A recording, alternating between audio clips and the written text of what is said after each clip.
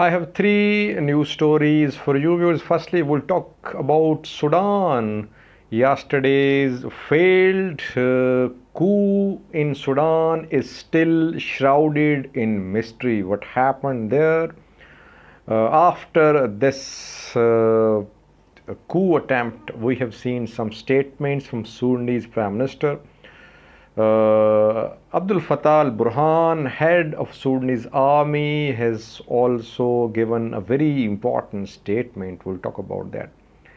Secondly, reportedly, fighting erupted between Amhara Fano militia members and Eritrean troops in Gondor city.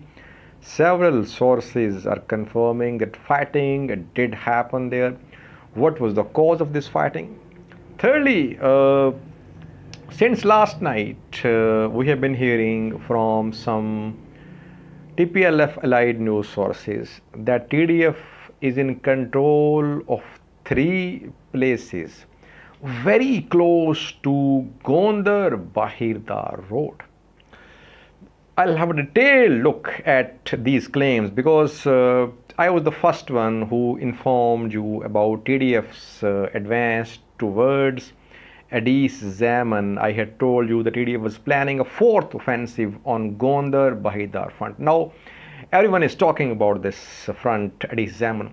We'll talk about the three places which are claimed to be under TDF, but I have some reservations about the claims made by TPLF allied news sources. We'll talk about that. Firstly, Abdul Fattah al-Burhan, head of Sudan's army chief, and head of Sudan's Transitional Sovereignty Council, says that he will not hand over power to unknown people. Well, in November, civilian leaders are due to take over the chairmanship of Sudan's Transitional Sovereignty Council. Abdul Fattah al-Burhan has been leading this Sudan's Transitional Sovereignty Council for the last 2 years. Now it's civilians' turn to take over the chairmanship of this body.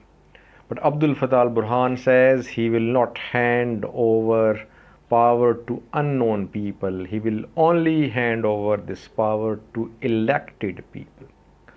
What does it mean? It means that civilian military conflict in Sudan is becoming very intense, and that is why fingers are being pointed towards Sudan's military regarding yesterday's coup attempt. Was it a way of putting pressure upon Sudanese civilian leaders? That a coup can also happen if you don't agree to the continuation of Abdul Fattah al-Burhan as head of Sudan's Sovereignty Council. When this Transitional Sovereignty Council was formed in 2019, it was decided that for 2 years, army will lead. For the next 2 years, civilians will lead this body, which is topmost body in Sudan. But now it seems that Sudanese military is not willing to hand over the chairmanship of Sovereignty Council. Secondly, viewers, we have a new story from Gondar. 2 days ago, I informed you about fighting between Fano militia members and Ethiopian National Defense Force members in the outskirts of Gondar. The fighting was not due to TDF. Reportedly, the fighting happened because Fano militia members wanted heavy weapons as well. They were complaining that ENDF was not arming them with heavy weapons. Yesterday, we heard about fighting between Eritrean forces and Fano militia members in Gondar city. The reason of fighting between Amhara Fano militia members and Aratian troops is that Aratian troops are involved in looting people's belongings in Gondar city. Fano militia has played a key role in this war so far because they have resisted TDF's advance. We saw that in Voldia as well, that they stopped ENDF from withdrawing from Voldia, and it took TDF several weeks to enter Voldia. Then in Gondar, on Gondar front, Debre Tabor front, they played their role. Fano militia is proving to be a key force for Amhara region in the ongoing conflict. Lastly, because since last night we have been hearing from some hardcore TPLF elite news sources that three major villages and towns close to Bahidar Gondar road have been taken by Tigiray Force. Firstly, have a look at this map. You can see three places here: Ibnath, Sibakua, Gawada.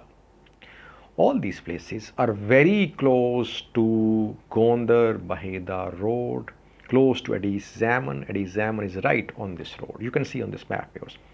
Now, TDF was fighting close to Sikota. If you remember, in last night's video, I told you about fighting for Dihana Wareda. I told you that Dihana Wareda was the center of fighting between TDF and Amhara forces, ENDF.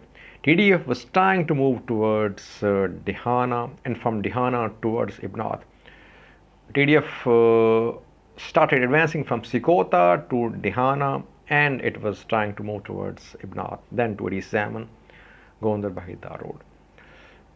According to my information, Dihana is disputed. Fighting is still going on. But these TPLF allied news sources say that these three main places are under TDF.